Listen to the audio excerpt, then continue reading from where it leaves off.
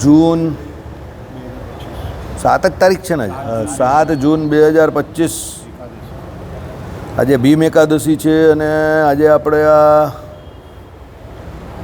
રોજના અનુક્રમમાં શ્રી રામાનુજાચાર્ય કૃત વ્યાસસૂત્રનું શ્રીભાષ્ય જે છે તે જોઈ રહ્યા છે. એમાં આપણે કર્મની આવશ્યકતા નામનો જે અથાતો બ્રહ્મ જિજ્ઞાસા જે પ્રથમ સૂત્ર ચાલે છે એની અંદર બ્રહ્મને જાણવા માટે કર્મની આવશ્યકતા જે કોઈ આપણે અત્યાર સુધીમાં કર્મના સાધનો જે કોઈ જોયા, જ્ઞાનના સાધનો જોયા અને એમાં આપણે વિવેકાદિક જે સાધનો જોયા, હવે એમાં જ આપણે આગળ જોઈએ તો કર્મની આવશ્યકતા કયા કર્મ, તો નિત્ય નૈમિતિક કર્મ, જે આશ્રમ વિહિત કર્મ જે કરવાથી એમ કહી કે જ્ઞાન ઉત્પન્ન થાય છે એમ કહેવાનું છે.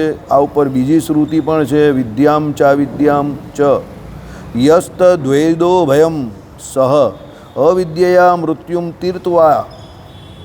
તીત્વાર વિદ્યામૃતમ સ્નુતે. એટલે જે વિદ્યા અવિદ્યા બંને જાણે છે.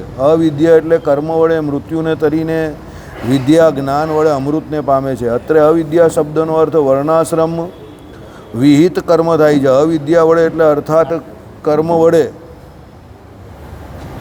મૃત્યુને એટલે જ્ઞાન ઉત્પત્તિમાં વિરોધી એવું જે પૂર્વનું કર્મ તેને તરીને એટલે દૂર કરીને, વિદ્યા વડે એટલે જ્ઞાન વડે અમૃત કહેતા જે બ્રહ્મ તેને ભોગવે છે અર્થાત પામે છે એમ અર્થ છે. મૃત્યુને તરવાના ઉપાય તરીકે અત્રે જે અવિદ્યા બતાવી છે તેનો અર્થ વિદ્યાથી ભિન્ન વિહિત કર્મ એવો થાય છે. કહ્યું કે યાજ સ્વપી સુબહુન યજ્ઞાન જ્ઞાન વ્યાપાશ્રય વિદ્યામ અધિષ્ઠાય તર્તુમ મૃત્યુમ વિદ્યયા. એણે જ્ઞાનનો આશ્રય કરીને એટલે વાક્યાર્થ જ્ઞાન મેળવીને બ્રહ્મ વિદ્યાનું આલંબન કરી એટલે ઉપાસનાત્મક જ્ઞાનને સાધ્ય તરીકે સ્વીકારીને અવિદ્યા વડે એટલે કર્મ વડે મૃત્યુ તરવા માટે ઘણા યજ્ઞો કર્યા. જ્ઞાન વિરોધી કર્મ એટલે પુણ્ય પાપરૂપી છે, એટલે ફલ અભિસંધિ રહિત કર્મ જ્ઞાનમાં વિરોધ કરતું નથી. બરાબર. તે બંને પુણ્ય પાપ બ્રહ્મ જ્ઞાનની ઉત્પત્તિમાં વિરોધી હોય એમનું ફળ અનિષ્ટ છે અને તેથી બંનેનો અત્રે અનિષ્ટ તરીકે પાપ શબ્દથી વ્યવહાર થાય છે. એ જ્ઞાન વિરોધી એવી રીતે છે કે જ્ઞાનની ઉત્પત્તિમાં કારણભૂત જે શુદ્ધ સત્વગુણ એના વિરોધી જે રજોગુણ અને તમોગુણ તેની એ વૃદ્ધિ કરે છે. જ્ઞાનના ઉદયમાં પાપ વિરોધી છે એમ નીચેની શ્રુતિથી જણાય છે. એશ એવા સાધુ કર્મ કારયતિ તમ યમદો નિનિશતિ. જેનો એ અધઃપાત કરવા માંગે છે તેની પાસે એ પાપ કર્મ કરાવે છે. રજોગુણ અને તમોગુણ યથાર્થ જ્ઞાનમાં આવરણરૂપ છે એમ ભગવાને પોતે જ પ્રતિપાદન કર્યું છે. બરાબર.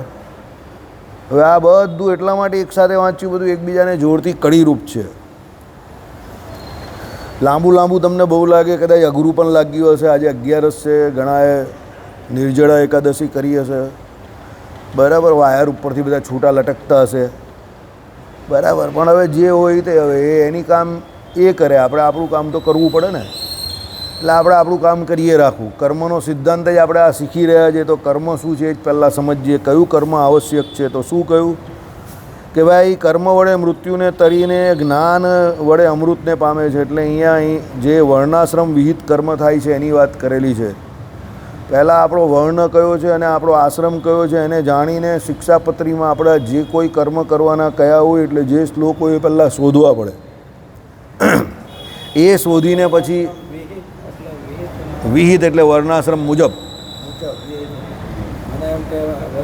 નહીં, વિહિત એટલે વર્ણાશ્રમ મુજબ વિધિ. એનો જે વિહિત એટલે એની અંદર જે આવે તે વર્ણાશ્રમને લગતા. બેટર શબ્દ છે વર્ણાશ્રમને લગતા એમ. એટલે તમે મન ભાવે એવા કર્મનું અનુસંધાન કરો ને હું બહુ સારો માણસ કરું, દેટ્સ નોટ પ્રોપર એમ. એ બરાબર વસ્તુ નથી. એ કંઈ તમને જ્ઞાન આપનારી નથી. બરાબર. એટલે એમાં શું કહ્યું સમજો, વિધિ નિષેધરૂપ તમારો જે ધર્મ જે છે એમાં પણ તમારા વર્ણ અને આશ્રમને ઉચિત જે ધર્મ જે છે એ સૌ પ્રથમ તમારો ધર્મ છે અને એના દ્વારા તમને જ્ઞાનની ઉત્પત્તિ થાય છે. સમજો. વર્ણાશ્રમ વગરના તમે જે મન ભાવે એવા એ કલ્પિત ધર્મો છે. ભગવાને કલ્પિત ધર્મનું આચરણ કરવાની ના પાડી. કલ્પિત ધર્મ એટલે શું? તમે જાતે કલ્પેલા છે તે. પછી બીજો આવે પરધર્મ. પરધર્મ એટલે શું છે? તમારો વર્ણ અને તમારા આશ્રમથી વિરુદ્ધ તમે જે બીજાના વર્ણ અને બીજાના આશ્રમ પ્રમાણે જે કર્મ કરો એ તમારો પરધર્મ થયો, તો એ પણ તમને કોઈ કામનો નથી. પછી એના પછી આવે એક પાખંડ ધર્મ.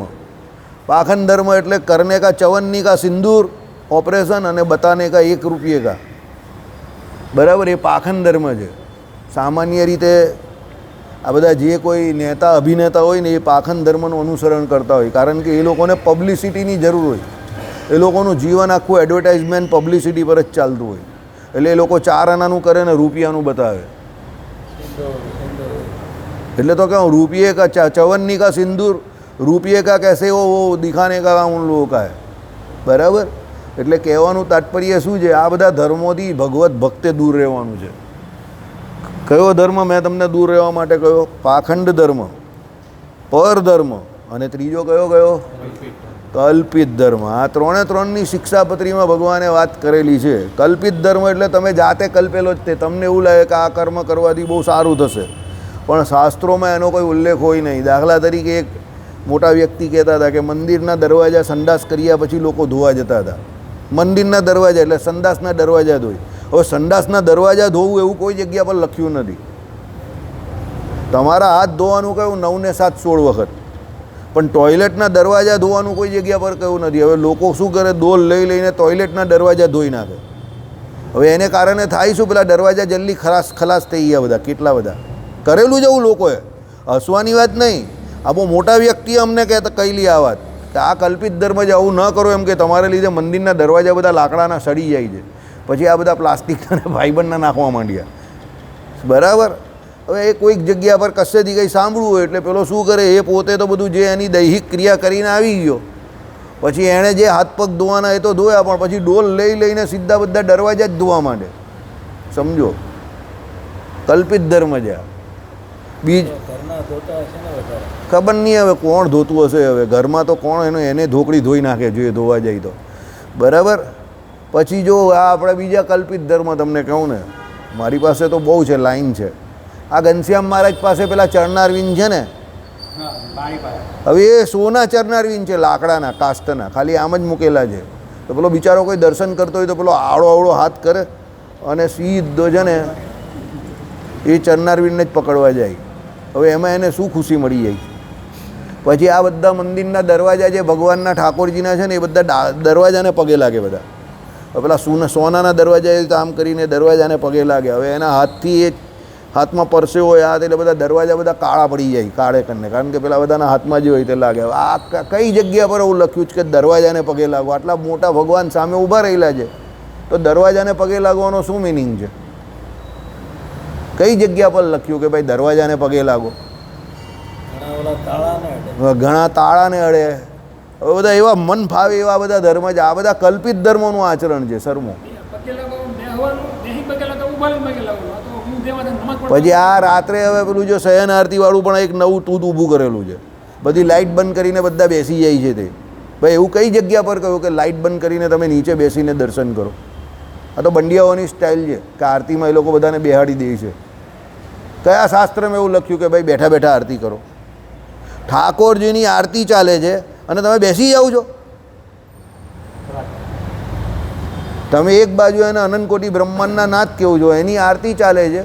આરતીનો પહેલાં લોજિક તો સમજો. પહેલાંના સમયમાં શું આવી આપણી વીજળીથી લાઇટ ને એવું ન હતું, એટલે આરતી થાય ને એ સમયે ભગવાનના અંગે અંગો અને ભગવાનના જે કોઈ પણ એમ કે વસ્ત્ર આભૂષણ અલંકાર હોય તો પેલા આરતીના જે 7 ફેરા ફરે એમાં પેલાને એક એક ફેરે એમ કહે કે જે કોઈ છે તે એ દર્શન થાય. એટલે આરતી તો એ ઊભો હોય તો દર્શન થાય ને વ્યવસ્થિત. અને એક દર્શન જે અંગે અંગોના કરે છે તે એણે અંદર ઉતારવાના છે. પછી શયન આરતીમાં પણ જે ભગવાનના ઠાકોરજીના દર્શન કરે તે ઘરે રાત્રે જઈને સૂઈ જાય તો એને એ દર્શન વાગોડીને સૂઈ જવાનું. તેમાં બેસવાનું કઈ જગ્યા પર કહ્યું? કે લાઇટ બંધ કરવાનું કઈ જગ્યા પર કહ્યું? કે શયન આરતી થવાની તો પહેલાં પૂરી થઈ ગઈ, હવે ભગવાન પોઢવાના તો તમે લાઇટ બંધ કરીને બધા બેસી જાઓ, એવું કઈ જગ્યા પર લખ્યું છે? કોઈ જગ્યા પર લખ્યું નથી. આ બધા કલ્પિત ધર્મો છે. કાળે કરીને આ બધી કુપ્રથા ઘૂસતી જાય પછી એ કાયમ માટે ઘૂસી જાય. પછી લોકોને એ જ સાચી લાગે. સમજો, બરાબર. હવે આ બેસવાવાળું ઘૂસી ગયું છે સાંજે રાત્રે, હવે બધાને અમુક સમય પછી અમારા જેવાને ના પાડે તો એ અમને વિરોધી સમજે, પણ એકચ્યુઅલી તો એવું કંઈ કહ્યું જ નથી કોઈ જગ્યા પર. શયન આરતીમાં બહેનોને મંદિર આવવાની ઉત્સવ સમયા સિવાય ના પાડી છે, સમજો. તો કોરોના કાળ દરમિયાન જબરજસ્તી એ કરીને પેલા લોકોએ આ પાછળ બહેનોનો વિભાગ જે હતો પુરુષો આરતી કરનાર હતા બંધ કરી નાખ્યો.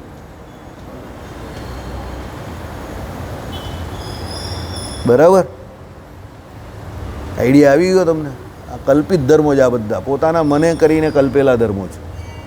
ભગવાને જે આજ્ઞા જ્યાં શાસ્ત્રોમાં જે જગ્યા પર લખેલી છે એની ટાઈમ લિમિટેશન ભગવાને કોઈ લખેલી છે કે ભાઈ આ 212 શ્લોકની શિક્ષાપત્રી તો એ આ સમય દરમિયાન પાડવી, આ સમય પછી એ લાગુ પડશે નહીં? કે સત્સંગી જીવનમાં જે લખેલું છે કે બહેનોએ ફક્ત ઉત્સવ સમયાને વિશે જ સૂર્યાસ્ત પછી ભગવત દર્શન કરવા પણ આવું, બરાબર જ લખેલું છે. તમે જોવો જેટલી પણ દુર્ઘટનાઓ ઘટે છે તમે જો સામાન્ય રીતે સૂર્યાસ્ત પછી જ ઘટતી હશે. તો એ બધી આજ્ઞાઓ છે ને તે બધી ગોલ્ડન છે. ગોલ્ડન એટલે સોનું જે છે ને એના જેવી છે. તમે એને ગમે એટલો સમય જમીનમાં દાટીને રાખો, સોનું ધાતુ જે છે તે એવી ને એવી જ રહી, એમાં ઘટાડો નહીં થાય. બીજી ધાતુ હોય તો જમીન ભેગા માટી ભેળા કે ધૂળ ભેગા ધૂળ થઈ જાય, પણ સોનાનું કંઈ ના થાય. એમ ભગવાનની આજ્ઞા છે ને બધી ગોલ્ડન છે, એ કાયમ માટે એવી ને એવી જ રહી, સમજો. એટલે એ બહેનોના અને આપણા ઘરના જે કોઈ માતા બેન કે પત્ની કે જે કોઈ રૂપે સ્ત્રીઓ હોય આપણે ત્યાં એની સેફટી માટે છે. એ કંઈ પછાત વર્ગની આજ્ઞા નથી. લોકો કહે કે આ તમે હું જમાનાને પછાત લઈ ચાલી 21મી સદીમાં આવી વાત કરો ફલાણું ધીમકું. સદી કોઈ પણ હોય માણસની વૃત્તિ સુધરી નથી, સમજજો. રાવણ સતયુગની તો ત્રેતાયુગમાં હતો, બરાબર છે. તો રાવણે એના સમયમાં એ સમયની જેટલી પણ રૂપવાન સ્ત્રીઓ હતી દેવતાઓના લોકમાં પણ હતી, અરે એના ભાઈની પત્ની ઉપર પણ દાને તેને બગાડેલી. અને સીતાજીની ઉંમરમાં ને રાવણની ઉંમરમાં તો કેટલા કરોડો લાખો વર્ષનો ગેપ હતો, તો પણ એને ઉપાડીને લઈ ગયો ને. તો હવે ત્રેતાયુગમાં પણ જો રાવણ આવું કરી શકતો હોય તો અત્યારે કળિયુગમાં ન થાય, સમજો. દ્રૌપદીજી જેને દુર્યોધને એમ કહ્યું કે ભાઈ મારી જાંગ ઉપર બેસી જા, તે કોણ હતા? એના ભાઈની જ પત્ની હતી ને આમ તો એણે બેસવાનું કહ્યું ને. આ જે લખાયું છે તે કંઈ મેં કંઈ કે તમે કંઈ આજકાલે તો લખ્યું નહીં, સનાતન સંસ્કૃતિના આપણા જ ગ્રંથોમાં લખેલું જ ને લખનાર જે વ્યક્તિઓ જે છે તે કંઈ આપણા તમારા મારા જેવા કોઈ સાદા માણસ તો છે નહીં, સમજો. વ્યાસજી છે ને. દરેક યુગમાં આવી ઘટના મોટી મોટી થઈ છે, એટલે ભગવાને આ બધી આજ્ઞા લખેલી છે, સમજો. એ તમારા અને મારા ઘરમાં શાંતિ રહે એટલે જ લખેલી છે, એ કંઈ પછાત વર્ગની વાત નથી. પણ આપણે શું છે કે લિબર્ટીના નામ પર 21મી સદીના નામ પર આજ્ઞા લોપીએ ને પછી મુસીબત આવે, પછી રડવાનો વખત આવે. એટલે ભગવાને કહ્યું કે ઉત્સવ હોય, મોટા દિવસ હોય, ભગવાનની જન્મજયંતિ હોય તો ત્યારે શું છે કે સ્વાભાવિક રીતે જ પબ્લિક બધું રસ્તામાં હોય, એટલે ત્યારે એ બધી માથાકૂટ જરા ઓછી થાય. તો એમ કહે કે એ દિવસે પણ પાછું એના સગા સંબંધીની જોડે આવવાની આજ્ઞા કરી છે, એકલા આવવાની તો ના જ પાડી છે, સમજો. બરાબર. પણ કોઈને કહે તો મરચી લાગી જાય, કોઈને કહેવાય એવું નથી. એટલે કોઈને પણ આ જમાનામાં અત્યારે સાચું સાંભળવું નથી. એ કહે કે ભાઈ અમારી ઉપર આટલા બધા પ્રતિબંધ ને અમારી ઉપર જ આટલી બધી મર્યાદા કેમ લાંધવામાં આવે છે? અરે ભાઈ, એ મર્યાદા કે પ્રતિબંધ તમારી ઉપર નથી, એ માણસની વૃત્તિ ઉપર છે. કારણ કે માણસની વૃત્તિનો કોઈ ભરોસો નથી, એ દરેક કાળમાં માણસની વૃત્તિ એવી ને એવી જ રહી છે. એટલે ભગવાને શું આજ્ઞા કરી? પોતાની માતા બેન કે પુત્રી એ પણ જો યુવા અવસ્થાવાળી હોય તો ગ્રહસ્થએ પણ એકાંતમાં એની જોડે રહેવાનું નથી આપતકાર વગર, એવું ભગવાને કહ્યું ને. તો કેમ કહ્યું? ભાઈ, ઇન્દ્રિયોનો સમૂહ જે છે ને તે અતિશય બળવાન છે અને એનો વેગ જે છે ને એનો કોઈ ભરોસો નથી. એટલે ભગવાને એ આજ્ઞા લખેલી છે ને એ આજ્ઞા સાચી જ છે. પેપરોમાં તમે વાંચો તો આજકાલ જે બધા કાંડ બને છે તો એ બને છે તો ઘરમાં ને ઘરમાં પણ બને જ છે ને. તો ભગવાનની આજ્ઞા સાચી જ છે ને. આ બધા જે સોશિયલ મીડિયા પર જે આવી રીતે આપણા સાધુ સંતો બધી આવી આજ્ઞાઓની વાત કરે છે અને લોકો બધા ખાલી ખાલી વિરોધ કરે છે, તો એ બધા દોષી ઠરે. એ ખોટો વિરોધ છે. એ તો શાસ્ત્રોક્ત વાત કરે છે ને, એમાં વિરોધ શું કામ કરો છો તમે? ઘટનાઓ ઘટે તો છે. 12 વર્ષની છોકરીને 14 વર્ષની છોકરીને સગા બાપ એવું કરે છે, ડીએનએ સેમ હોય તો, સમજો. તો ભગવાનની આજ્ઞા થોડી ખોટી છે, બરાબર. કલ્પિત ધર્મ આખો અલગ વસ્તુ છે, તમે જાતે ઉપજાવેલો તે કલ્પિત ધર્મ, બરાબર. પાખંડ ધર્મ એટલે આપણે જે ચર્ચા કરી એ પ્રમાણે ચવન્ની કા કન્ને કા રૂપિયે કા દિખાને કા 25 મારા ફેરવતો હોય ને કે હું તો રોજની 500 મારા ફેરવું છું બીજાને બતાવવા માટે, પાખંડ ધર્મ, બરાબર. પેલા એક ભાઈની જેમ સુરતથી 200 કિલોમીટર દૂર જવાનું હોય તો ત્યાં જાય, પણ સુરતથી 15 સુરતમાં ને સુરતમાં 10 કિલોમીટર 15 કિલોમીટર દૂર આવવાનું હોય તો નહીં આવે, બરાબર. હવે એને વર્ણાશ્રમનો ધર્મ જે છે તે અહીંયા દેખાય, પેલે બીજી જગ્યા પર નહીં દેખાય, સમજો, બરાબર. લોકો મૂર્ખ નથી, બરાબર. પંકજ ત્રિપાઠી કહીને થાકી ગયો, મેં મૂર્ખ નહીં હું, બરાબર. કોઈ મૂર્ખ નથી, બધાને બધી ખબર જ છે, સમજો. વર્ણાશ્રમના ધર્મો બધા જ પાળવાના છે, એક સરખા પાળવાના છે, પણ વર્ણાશ્રમના ધર્મ પાળવા માટેનું વાતાવરણ તો પહેલાં ઊભું કરો, સમજો. આજે પણ સ્વામીજી બોલ્યા કે ભાઈ 4 વર્તમાન બધા પાડે છે, 5મો નહીં પાડતા, પણ હું એમાં બહુ એગ્રી નથી, બરાબર. અરે 4 વર્તમાન પણ લોકો નહીં પાડતા. ચોરીની વાત આવે તો બધા ચોર છે, 100 में से 90 99 બેઈમાન ફિર ભી મેરા ભારત મહાન, એવી વાત છે. રૂપિયા પૈસાની વાતમાં બધા ચોર જ છે. અત્યારે જ પેલા એક ભાઈને મળીને આવ્યો, પેલો પોલીસ સ્ટેશનમાં જઈને સાફ ના પાડે, 4.5 કરોડ રૂપિયા લઈ ગયેલો છે. કેટલા? 4.5 કરોડ. એ કે મારે દેવાના નહીં થતા, આવું કે પોલીસ સ્ટેશનમાં. હા મેં બોલો, આજની જ વાત, કડક કડક આજની જ વાત. કેટલા વાગે મારી જોડે વાત થઈ હશે ખબર? 6:45 અહીંયા હું આવેલો, એટલે 6:45માં 5 કે 10ની વાત હશે, 6:30 6:45ની વચ્ચેની વાત, આજની જ વાત. મંદિરે આવનારા માણસ એવું કહે છે કે 4.5 કરોડ લીધા પછી કે કંઈ લીધું નથી, કંઈ દેવાનું થતું નથી. આ ટોનમાં વાત કરી. ચલો બોલો, કાં પંચવર્તમાન પાડે છે કોઈ, અને બહુ મોટા સાધુના બહુ મોટા શિષ્ય છે, આગળ પાછળ ફરનારા. બોલો ચાલો. પોલીસવાળાને આવું કહી, પોલીસવાળાએ જેણે પૈસા દીધેલા એને 9 કલાક ધમકાવ્યો. ચાલો બોલો. પેલો 1નો 2 નહીં થાય, બરાબર. પેલો કંઈ મારે કંઈ દેવાનું જ નહીં થતું, તમે વ્યાજ વધારે લીધું છે એટલે દેવાની ઓરિજિનલ મૂળ કિંમત દેવાની જ નહીં થતી, સમજો. પેલા પેલાએ કહ્યું જેણે દીધેલા એણે કે મેં લખાણ કર્યું, મારી પાસે બધા લખાણ છે, તારી પાસે કોઈ લખાણ છે? લખાણ કોઈ નહીં પેલા પાસે, પણ મોડે આ જ વાત કરે મારે કંઈ દેવાનું નથી. બહુ મોટા સાધુની આગળ પાછળ ફરનારો, બહુ મોટો એનો હરિભગત, બરાબર. એટલે 4 વર્તમાન પણ નથી જ પાડતા. અરે મારું તો ઉલટું માનવું છે, અરે 5મો વર્તમાન પાડનારા 4માંથી 2 નહીં પાડતા, બોલો. ભલે હરિપ્રકાશ શાસ્ત્રીએ કહ્યું હોય ને, હરિપ્રકાશ શાસ્ત્રીને શું વ્યવહારમાં એવું ધ્યાન નહીં હોય ને, સાધુ માણસ છે, ભોળા માણસ, એમને ખબર નહીં હોય કે વ્યવહાર શું છે. ને સારી વાત છે, એમને વ્યવહાર કરવાની કાં જરૂર છે, બહુ સાચી જ વાત છે ને, એમણે ભજન કરવાનું છે, એટલે એમનું ધ્યાન તો 5મું વટલું ને વટલાવું નહીં એની પર હોય. પણ પેલા 4 બી બહુ લોકો નહીં પાડતા. ચોરી, માટી, હવેરી, દારૂ વાળી જે કંઈ આજ્ઞા છે, માંસવાળી જે કંઈ હોય તે, એ વાત એમને નહીં ખબર હોય ને કે પેલો શામ ઢલને કે બાદ ક્યાં કરતા હે આદમી, સમજો. એ તો સાધુ માણસ બિચારા, એને શું ખબર હોય. બાકી ચોરીવાળી વાત આવે ને તો આપણો સંપ્રદાય અત્યારે પેલું કહીને પાપ છાંટીએ ઉપર કરીને છાપડે ચડીને બોલે, કારણ કે આપણે ત્યાં કોઈ ચોરી સમજતા જ નથી, સ્માર્ટનેસ સમજે છે. લોકોના પૈસા ખાઈ જવા, સરકારના ટેક્સ ખાઈ જવા, બરાબર. મંત્રીઓ જોડે સેટિંગ કરીને જમીનમાં આ તે કરવું, આ બધું આપણા સંપ્રદાયમાં અત્યારે બધું મોભા પર ચાલી ગયું છે, એકદમ ઉપર, એવા લેવલ પર પહોંચી ગયું. અરે બૂચ જ મારવાના, બેંકો ઉડાડી દે આખી ને આખી, એવા લોકો છે, બરાબર. 50 કરોડ ખાઈ જાય એવા, ડકાર બી નહીં લે, સમજો, બરાબર.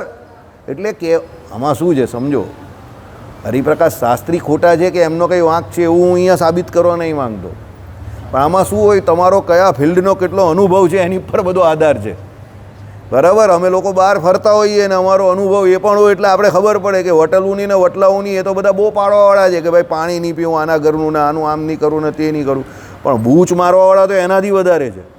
અરે કદાચ સેવ ખમણ ખાઈ જતો હોય ને એટલું ખોટું નહીં કરતો હશે, સમજજો. જેટલું આ લોકો પાણી નહીં પીતા હશે એ લોકો ખોટું કરતા હશે, બરાબર.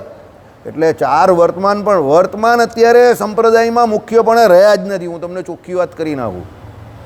એનું કારણ છે તમે સમજો, હરિભક્ત જે છે ને એ આ બાજુથી જે કંઈ કહેવામાં આવે ને એનું પ્રતિબિંબ છે. હરિભક્તને પોતાનું કોઈ જ્ઞાન નથી. અત્યારે હરિભગત એવા બહુ ઓછા છે કે જે પોતે કંઈ અભ્યાસ કરતા હોય.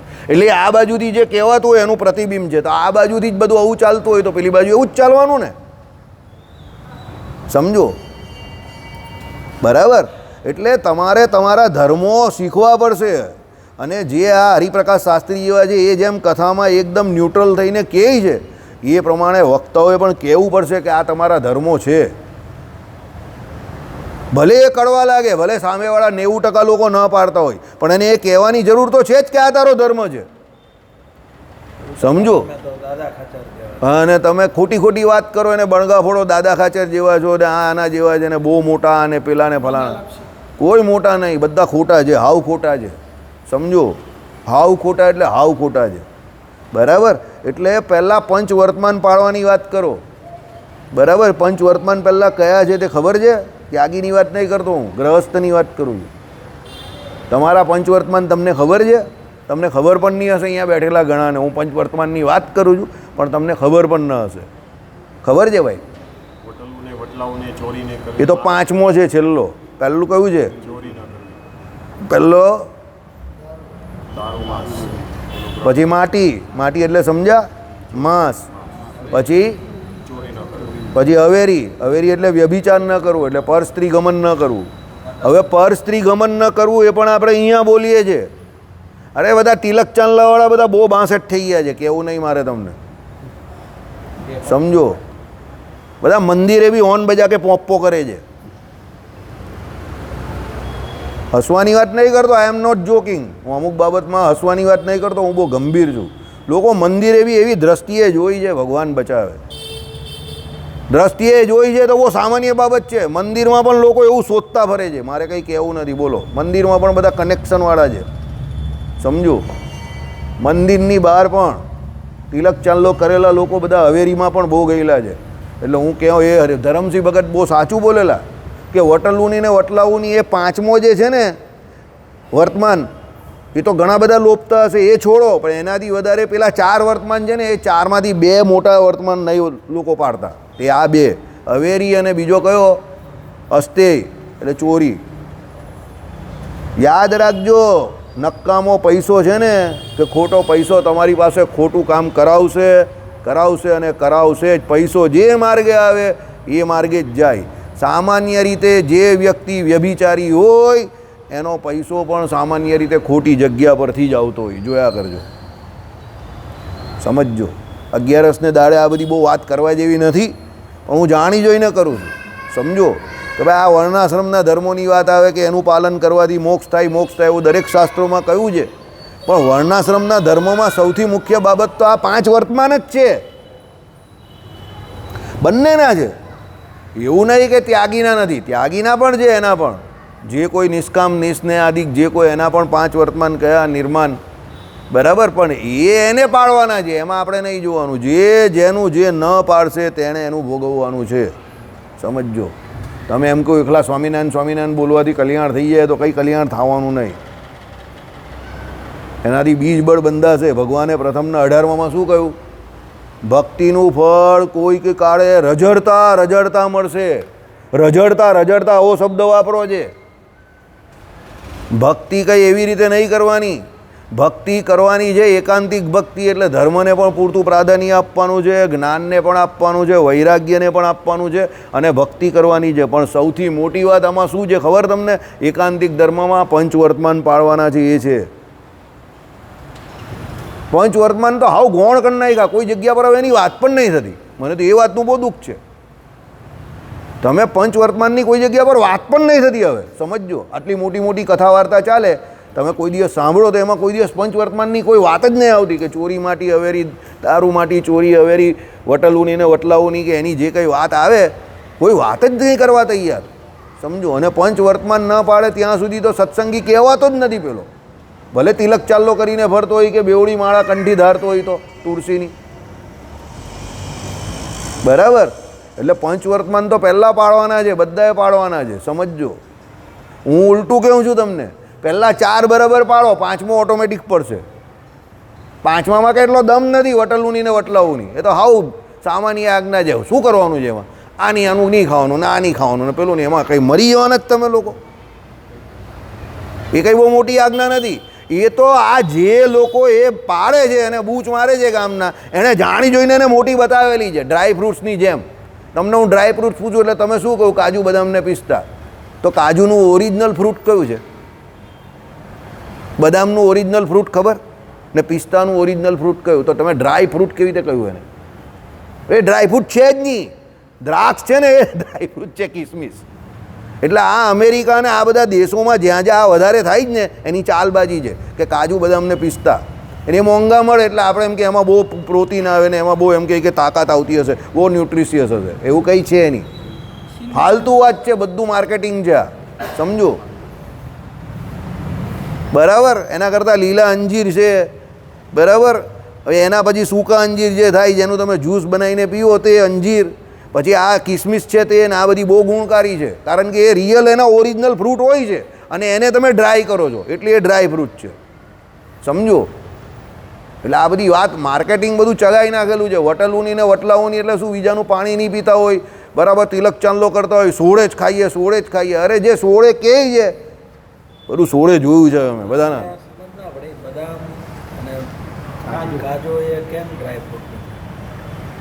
કોણ એટલે જે લોકો એવું માને છે ને કે હાઈએસ્ટ એમાં ન્યુટ્રિશિયસ વેલ્યુ છે એવા ડ્રાય ફ્રૂટ, એટલે હું શું કહેવા માંગુ છું સમજો? નથી એટલે એના ઓરિજિનલ ફ્રૂટ કે એટલા બધા પાવરફુલ નથી કે એનું ડ્રાય ફ્રૂટ એટલું એ આવે એમ. કાજુ, બદામ કે કાજુનું ઓરિજિનલ ફ્રૂટ કેવું છે?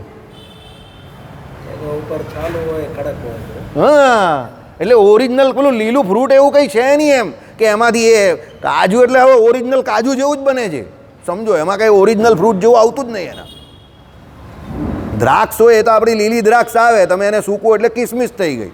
અંજીર તો આપણું લીલું અંજીર આવે, એને સૂકવો એટલે એવું અંજીર થયું. કાજુમાં એવું કાં હોય છે ખાસ? કાજુને કાં સૂકવવા ગયા તમે એવા? સમજો. પણ લોકોએ કહી દીધું કે કાજુ, બદામને શું કહેવાય આ ત્રીજા પિસ્તા એ સારામાં સારા ડ્રાય ફ્રૂટ, એટલે આપણે માની લીધું કે એ સારામાં સારા ડ્રાય ફ્રૂટ. એકચ્યુઅલી એ વસ્તુ નથી, સમજો. કેલોરી ચાર્ટવાળો જે કન્સેપ્ટ છે એ પણ હાવ ખોટો છે, ભંગાર છે હાવ. દાળ, ભાત, શાક, રોટલી જેનામાં આવે, આજની વાત નહીં કરતા ઉપવાસ આદિકની, એ બેસ્ટ ચાર્ટ છે. બાકી આ બધા કેલોરી ચાર્ટ ફોલો કરે કે ડાયટિંગ કરે, જિમમાં જઈને વજન ઉતારે. હમણાં જ એક ભાઈએ મેં સાંભળ્યું, દુનિયાના 25થી 50 સેલિબ્રિટીઝ જે ખરા એ બધા ડાયટ ચાર્ટ ફોલો કરવામાં મરી ગયા. બધાના હાર્ટ વીક થઈ ગયા, બધા મરી ગયા. કસરત કરતાં મરી ગયા, જિમમાં મરી ગયા, આ બધા એમાં જ મરી ગયા કેલોરી ચાર્ટ ફોલો કરવામાં. અને દાળ, ભાત, શાક, રોટલી ખાનારો 80 વર્ષ સુધી બિંદાસ જીવે છે. ટાઈમ પર નહીં ખાવાનું એ વાત બરાબર છે, તળેલું નહીં ખાવાનું વધારે એ વાત બરાબર છે, પણ તમે દાળ, ભાત, શાક, રોટલી છોડી દો એ કંઈ રીત થોડી છે. તો વર્ષોથી લોકો ખાય છે ને એનીથી લોકો બચે છે, એટલે કામકાજ કરે છે, સમજો. એટલે આ બધી ફાલતુ વાત છે. આ બધા શું છે? કલ્પિત ધર્મો. ભગવાને દાળ, ભાત, શાક, રોટલી આપણા પોષણ માટે જ બનાવેલા છે, તો એને જમવાના છે ઠાકોરજીને ધરાઈને. એમાં કાંઈ વાંધો છે, સમજો. બરાબર? એટલે આમાં જે કહ્યું કે ભાઈ કલ્પિત ધર્મો કે પાખંડ ધર્મો જે છે એનું તમારે કંઈ પણ તમે જે અનુસરણ કરો એ તમને કંઈ મોક્ષ આપનારું નથી. સ્વધર્મ, તમારા સ્વધર્મમાં જે કોઈ વર્ણ અને આશ્રમ પ્રમાણે આવે છે એ તમે જે કંઈ કર્મ કરો છો એ જ્ઞાન જે છે એ તમને મોક્ષ સુધી લઈ જનારું છે, એવું આમાં કહેવા માંગે છે. એટલે અહીંયા શું કહ્યું? વર્ણાશ્રમ વિહિત કર્મ થાય છે. કર્મ વડે એટલે મૃત્યુને એટલે જ્ઞાન ઉત્પત્તિમાં વિરોધી એવું પૂર્વ કર્મ તેને તરીને એટલે દૂર કરીને વિદ્યા વડે એટલે જ્ઞાન વડે અમૃત કહેતા બ્રહ્મ ને એ ભોગવે છે, અર્થાત પામે છે, એમ અર્થ છે. એટલે એ ભગવાનને પામે છે. એટલે એવું નથી કોઈ કહેતું હોય ને ભાઈ કે એમ કંઈ કાંદો લસણ ન ખાવાથી થોડા ભગવાન મળી જવાના છે. બરાબર? પછી એક કીર્તન છે નોર્થમાં બહુ ફેમસ છે, આપણે ત્યાં નથી. છાપ તિલક સબ છોડા તુમસે નૈના મિલા કે. છાપ તિલક સબ છોડા તુમસે નૈના મિલા કે એટલે અર્થ સમજ્યા ને તમે? છાપ એટલે આપણે આ જે છાપ આપવામાં આવે ને તે દરેક સંપ્રદાયમાં છે. વૈષ્ણવ સંપ્રદાયમાં બધામાં જ છે છાપ. બહેનોને આપણામાં કહ્યું એ પ્રમાણે શીતળ, ને આપણામાં જે કહ્યું શીત છાપ, ને આપણામાં ઉષ્ણ છાપ. બરાબર? તિલક ચાંદલો જે કરીએ છીએ તે, કંઠી જે પહેરીએ છીએ તે, આ બધા સાંકેતિક ચિહ્નો જે કહ્યા ને કોના? વૈષ્ણવોના. તે એનો ત્યાગ કરવાનો કયો અને તુમસે નૈના મિલા કે એટલે ભગવાનને નૈના મિલાઈને. અરે ભાઈ એ વાત જે કરેલી છે એ સ્થિતિની વાત કરેલી છે, સાધન અવસ્થાવાળાની વાત નહીં. સાધન અવસ્થાવાળાએ તો પહેલાં શરૂઆતથી જે કરવાનું છે તે કરવાનું જ છે બધું, સમજો. એટલે આવા બધા જે કીર્તન હોય કે પદ હોય એ બધાને સાઈડ પર મૂકી દેવાના, બરાબર. એ બધી એની વાત કરેલી હોય તે સ્થિતિની વાત છે કે ભાઈ જેની એવી સ્થિતિ થઈ ગઈ હોય કે જેને ભગવાનને વિશે વૃત્તિ એવી અખંડ રહેતી હોય તો એના માટેની એ બધી વાત છે. પણ આપણે કાંઈ એવી રહી છે એટલે આપણે તો બધું કરવાનું જ હોય. સવાર પડે ને ભગવાને જે કહ્યું એ પ્રમાણે તિલક ચાંદલાથી માંડીને બધું જ કરવાનું, બરાબર. એટલે એ આપણા વર્ણ અને આશ્રમ પ્રમાણે એ જ આપણે શું છે ભ્રમ મેળવવામાં, એટલે જ્ઞાન ઉત્પત્તિ થાય પછી ભગવાનને મેળવવામાં. એટલે ભગવાન કંઈ પકડવાની વસ્તુ નથી, ભગવાન આપણી જોડે જ રહેલા છે. પણ માયારૂપી અંધકાર જે છે એ દૂર થાય કોના દ્વારા? આપણે જે વર્ણાશ્રમને ઉચિત જે કર્મ કરીએ એના દ્વારા. અને ભગવાનમાં આપણી વૃત્તિ લાગે, અંતઃકરણ તમારું જે છે તે નિર્મળ થાય અને એના દ્વારા આપણે ભગવત પ્રાપ્તિ થાય. બહુ સરસ અને બહુ સીધું સટ કહ્યું છે, એકદમ સીધી વાત કરી છે. આમાં કંઈ એવી વાત કન્ફ્યુઝિંગ છે જ નહીં, બરાબર. ચાલો, મૃત્યુને તારવાના ઉપાય તરીકે અહીંયા જે બતાવેલી છે તે વિદ્યાથી ભિન્ન એટલે વિહિત કર્મ એવો અર્થ થાય છે એમ કહ્યું છે. મૃત્યુને ટાળવું હોય તો તમારે આ વર્ણાશ્રમને જે કયો હોય વર્ણાશ્રમ ઉચિત ધર્મ એનું પાલન કરવું પડશે, બરાબર. તો જ તમે તમારા વર્ણાશ્રમના ધર્મનું પાલન કરીને જ તમે મૃત્યુનો ભય જે છે તે ટાળી શકો છો. એણે જ્ઞાનનો આશ્રય કરીને એટલે વાક્યાર્થ જ્ઞાન મેળવ્યું. એટલે તમે અહીંયા જે ભણો છો તે વાક્યાર્થ જ્ઞાન છે, ઘરે જે વચનામૃત વાંચો છો વાક્યાર્થ જ્ઞાન છે. બીજું જે કંઈ તમે 18 પુરાણોમાંથી કોઈ પુરાણ કે ભગવાને કયા સત્શાસ્ત્રો કે બીજા જે કોઈ સત્શાસ્ત્રોનો અભ્યાસ કરો, મહાભારત છે કે શ્રીમદ ભાગવત આદિ જે કોઈ ગ્રંથો કયા, એમાંથી તમે જે વાક્યાર્થ જ્ઞાન મેળવો, બરાબર. શબ્દોનું જ્ઞાન જે છે તે વાક્યાર્થ જ્ઞાન છે. એટલે શું કહ્યું કે ભાઈ એણે જ્ઞાનનો એટલે વાક્યાર્થ જ્ઞાનનો આશ્રય કરી બ્રહ્મ વિદ્યાનું અવલંબન કરી એટલે ઉપાસનાત્મક જ્ઞાનને સાધ્ય તરીકે સ્વીકારી. ભાઈ એ વાક્યનું જ્ઞાન શાસ્ત્રોમાંથી પ્રાપ્ત થયું એટલે ખબર પડી તમને કે હું આત્મા છું અને મારે ઉપાસના કોની કરવાની છે? પરમાત્માની. તો એ ભગવાન સંબંધી જે કોઈ ક્રિયા પેલો કરે એ ઉપાસનાત્મક જ્ઞાન. અવિદ્યા વડે તરવા માટે ઘણા યજ્ઞો કર્યા. અવિદ્યા એટલે શું છે? કર્મ વડે. કર્મ કયા અહીંયા? જે આપણે અહીંયા વર્ણાશ્રમને અનુચિત એટલે ઉચિત જે કર્મ કરવાના કયા તે. એટલે બધાએ પોતપોતાના કર્મોમાં રહીને જ ભગવત પ્રાપ્તિ કરવાની છે. તમે તમારા કર્મો ચૂકી જશો તો ભગવત પ્રાપ્તિ ન થશે, બરાબર. ચાલો, જ્ઞાન વિરોધી કર્મ કયા? એટલે પુણ્ય પાપરૂપી છે. હવે તમે કહો કે પુણ્ય પણ જ્ઞાન વિરોધી છે, તો હા છે. પુણ્ય કેવી રીતે? કે તમે જે પુણ્ય સ્વર્ગાદી લોકની અપેક્ષાથી કે આ લોકમાં સુખી થવાની અપેક્ષાથી જે કોઈ પુણ્ય કે સુકૃત કરો તે જ્ઞાન વિરોધી છે. કેમ જ્ઞાન વિરોધી છે? સમજો. જ્ઞાન એટલે શું છે? તો પરમાત્મા સંબંધી જ્ઞાન, પરમાત્માને પામવાનું જ્ઞાન, પરમાત્મા સાક્ષાત્કાર કરવાનું, એટલે તમને મુક્ત કરે એવું જ્ઞાન. હવે આ બધું જે જ્ઞાન જે છે, જે સુકૃત તમે કરો છો, જેના ફળ રૂપે તમે સ્વર્ગાદી લોકની આશા રાખો કે આ લોકમાં સુખી થવાની, તો એ હકીકતમાં જ્ઞાન નથી પણ શું છે? અજ્ઞાન જ છે. કેમ? કારણ કે એના દ્વારા તમારે આ લોકમાં પાછું આવવું પડશે. એટલે પુણ્ય પણ જે કરો, સુકૃત પણ જે કરો, તો કેવું કરવાનું છે? કૃષ્ણાર્પણ. ભગવાનને માટે કરું છું, ભગવત પ્રસન્નાર્થે કરું છું. એવો લોભ લાલચ નહીં રાખવાની કે ભાઈ અત્યારે મને આ વસ્તુ બધી મળી નથી, મા બાપ, રૂપિયા, પૈસા, પ્રસિદ્ધિ, તો આ બધું જે કંઈ કરવું એના બદલામાં એ બધું મળે. એ તો એ બધું મળી જશે, પણ એ બધું મળવાથી પણ કંઈ મુક્તિ નહીં થવાની,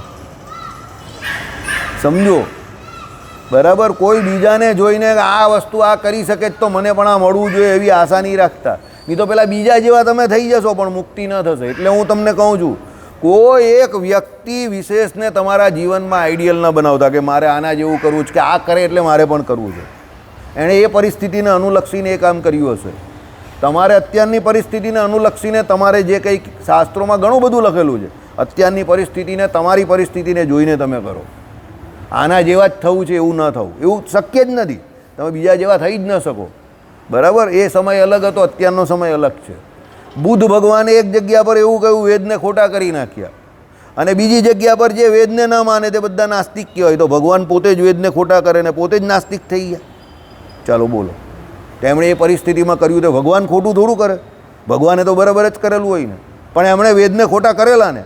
અને એક બાજુ શાસ્ત્રોમાં શું કહે? જે વેદને ન માને એ નાસ્તિક. તો ભગવાન પોતે જ નાસ્તિક થઈ ગયા ને, સમજો. એવું કેમ કર્યું હશે? અરે ભાઈ, વેદોમાંથી પણ ઘણા લોકો જેમ આજે આ બધા ઉત્સવના નામ ઉપર જે કંઈ હિંસા કરે છે તેમ વેદોમાંથી પણ લોકો શું હિંસક યજ્ઞ કરતા હતા. એટલે બુદ્ધ ભગવાને કહ્યું ના ભાઈ, વેદ જ ખોટા છે. કેમ? એમને થયું કે જ્યાં સુધી આ વેદને ખોટા ન કરીશ ત્યાં સુધી આ લોકો હિંસા છોડવાના નથી. સમજો, આપણા સંપ્રદાયની વાત કરીએ, આટલી બધી કથા વાર્તા ચાલે છે, આટલા બધા સત્શાસ્ત્રો છે, તો પણ લોકો વાતુને ખોટી માને જ અત્યારે પણ, જે આપણા સંપ્રદાયની છે જ નહીં. તો પણ એ મોટા મોટા સાધુ સંતોના નામ પર ચગાવી નાખેલી છે, તો લોકો એને છોડવા તૈયાર છે વાતુને. બરાબર? તેમ બુદ્ધ ભગવાન માટે પણ એ ચેલેન્જ હતી. સમજો કે ભાઈ, આ જે દુનિયામાં હિંસક વૃત્તિ જે ફેલાયેલી છે અને લોકો યજ્ઞના નામ પર બકરા મગલા જે કોઈ સસલા આદિકની હિંસા કરે છે, તો એ એમને થયું કે ભાઈ મારે એ રોકવી પડશે. એટલે બુદ્ધમ શરણમ ગચ્છામી એમ કહીને એમણે વેદને જાણી જોઈને એ સમય પર ખોટા કર્યા. વેદ ખોટા નથી હોતા, પણ એ સમયની એ જરૂરિયાત હતી એટલે ખોટા કરવા પડે. હમણાં જ મારા એક મિત્રને મારે થોડો અણબનાવ થયેલો, પછી 2-3 મહિના રહીને પાછું ગાડી ઠેકાણે આવી એની પણ. એટલે મેં એને કહ્યું, મેં કહું જો તને 2-4 જાહેરમાં ગાળ દઈને તારા 2-5 લાખ રૂપિયા બચતા હશે ને તો હું તને 2-5 ગાળ દઈ દઈશ, પણ ત્યારે તારે એ સમજવાનું છે કે મને આણે 2-5 લાખ રૂપિયાનો ફાયદો કરાવ્યો. હકીકતમાં 5 લાખ રૂપિયાનો ફાયદો થયો. એને ગાળ દીધી, એમાં મને 5 લાખ રૂપિયાનો ફાયદો થયો, મને એટલે અમને બધાને. જો એને ત્યારે ગાળ ન દેતે તો એ 5 લાખ રૂપિયાની ઉઠાડ દે. સમજો, હવે એ સમય પર તો એ મારી વાત નહીં સમજો. એને એવું લાગ્યું કે આ બહુ જૂનવાણી વિચારનો છે, કે આ આવો છે ને તેવો છે ને, મને એને બહુ ગાળો દીધી. 2 મહિના સુધી બોલતો પણ બંધ થઈ ગયો, તું બહુ ઓર્થોડોક્સ છે ને આમને તેમને. પણ અત્યારે જ્યારે ગાડી જેમ અમે વિચારતા હતા એમ ચાલુ થઈ ગઈ, ત્યારે હવે એને એ સમજ પડી કે આ ભાઈએ ત્યારે જે વાત કરેલી તે બરાબર હતી. એટલે મેં એને હમણાં કહ્યું, મેં કહું તને 2 ગાળ દઈને જો 5 લાખ રૂપિયા બચતા હોય ને તો હું તને 2 ગાળ તે સમય પર દઈ દઈશ. સમજો, હજુ પણ એને બહુ પહેલાં જેવી હજુ પણ એને સમજ તો બહુ પડી જ નથી કે હું શું કહેવા માગું છું. એનું કારણ શું છે? સમજો, દરેક માણસના અનુભવ અને કલ્ચર અલગ અલગ છે. એને સમજવામાં બહુ ટાઈમ ચાલ્યો જાય અને સમજવામાં કદાચ આખી જિંદગી નીકળી જાય તમારી, પણ તમે સમજી ના શકો. બરાબર? ચાલો, શ્રીપતિમ શ્રીધરમ સર્વ